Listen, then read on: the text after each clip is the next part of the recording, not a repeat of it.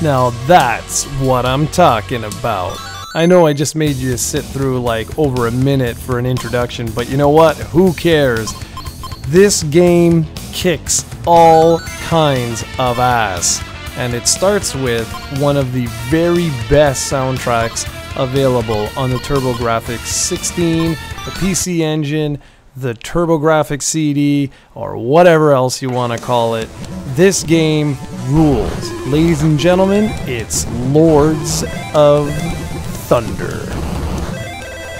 Lords of Thunder was released for the TurboGrafx-CD in 1993, and believe it or not, it was actually ported over to the Sega CD or the Mega CD if you're in Europe in 1994, although I much prefer this version.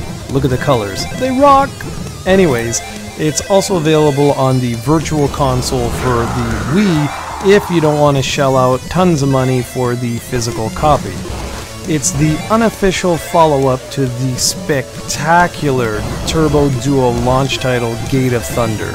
To be honest with you, most people call this Gate of Thunder 2, or basically, in other words, the official sequel. But as you can see, it really is completely different, but yet awesome all at the same time.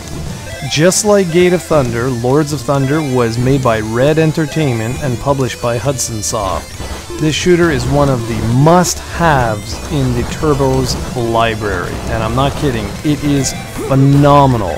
It features a beautiful animated intro and ending, and the game allows you to do something really unique.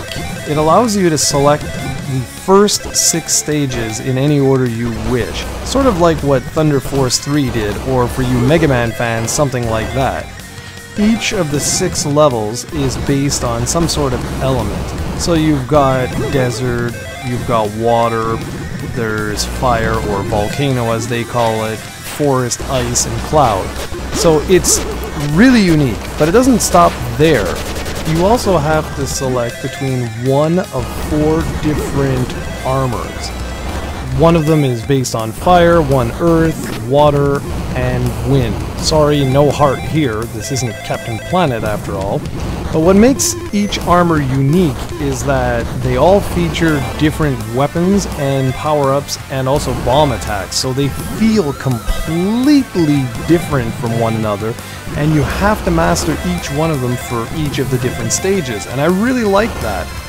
Although, to be really honest, the more you play the game, the more you'll sort of realize, well, yeah, you could use maybe 1 or 2 and clear the entire game, but that doesn't matter. The point is that they all feel completely unique. Before each stage, not only do you select the armor you want to use, but you also have access to a store.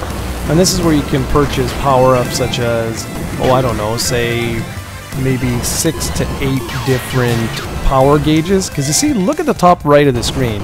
Notice how there's actually 2 bars. That bottom blue bar is your health, but the top bar, it tells you the strength of your weapons. And you can actually purchase those upgraded power-ups from the store. You can also purchase health, you can purchase shields, you can purchase a whole bunch of goodies.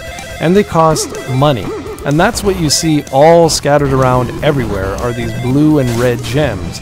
And what's interesting is it adds a real unique level of strategy to the game, because you have to weigh your options. Do I go and collect all these different gems to potentially purchase an upgrade on the next stage, or do I just survive?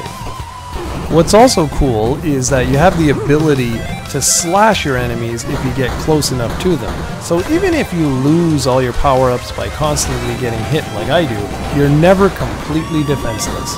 If all the intense action wasn't enough, you had to see the boss fights. Most of the bosses are massive, they're huge! But even with these really strong, powerful bosses, and tons of enemies everywhere and bullets flying all over the place, you know what? The game never really feels cheap.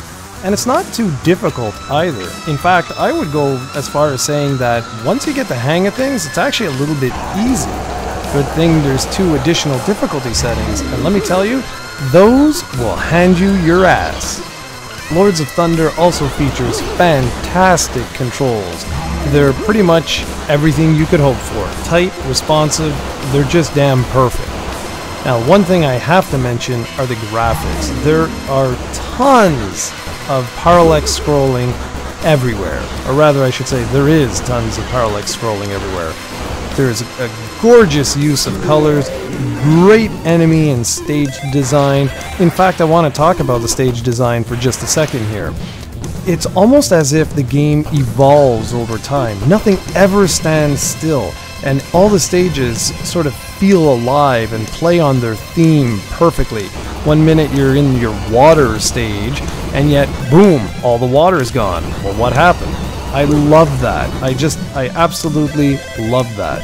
And it is a clear showstopper for the TurboGrafx Super CD format, and honestly, it is a must-own for any Turbo fan.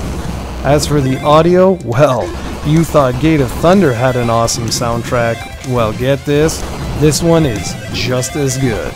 It is such a crying shame that no one gave the Turbo a chance back in the early 90s, because I'm telling you, in 1993, this was literally the bee's knees. This game ruled. The soundtrack was unlike anything that was on the Super Nintendo or the Sega Genesis at its time, and it holds up perfectly well today. Lords of Thunder lives up to its predecessor, Gate of Thunder, as a must-own, must-play, must-have game. I don't care how you play it, whether you go out and buy the TurboGrafx-CD version, or if you pick up the PC Engine version, which is called Winds of Thunder, or hell, if you just play it on your Wii through the Virtual Console. Just go ahead and do me a favor, play Lords of Thunder.